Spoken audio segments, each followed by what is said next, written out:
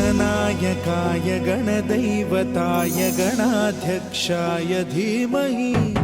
गुणशरीराय गुणमण्डिताय गुणेशानाय धीमहि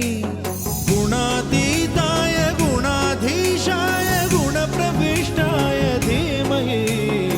एकदन्ताय वक्रतुण्डाय गौरीतनयाय धीमहि गजेशानाय भालचन्द्राय श्रीगणेशाय धीमहि एकदन्ताय वक्रतुण्डाय गौरीतनयाय धीमहि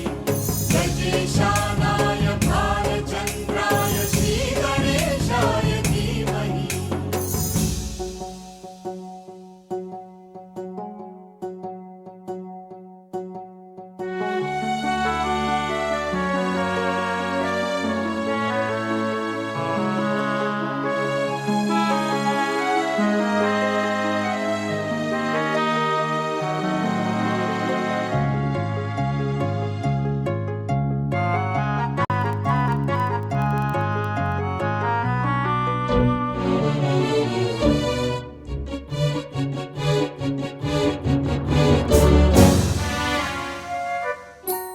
गानचतुराय गानप्राणाय गानान्तरात्मने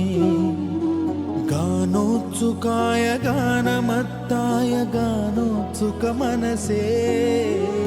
गुरुपूजिताय गुरुदैवताय गुरुकुलस्थायिने गुरुविक्रमाय गुह्यप्रवराय गुरवे गुणगुरवे गुरुदैत्यकलक्षेत्रे गुरुधर्मसदाराध्याय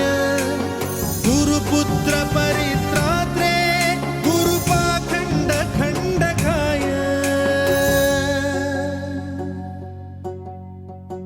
गीतसाराय गीततत्त्वाय गीतगोत्राय धीमहि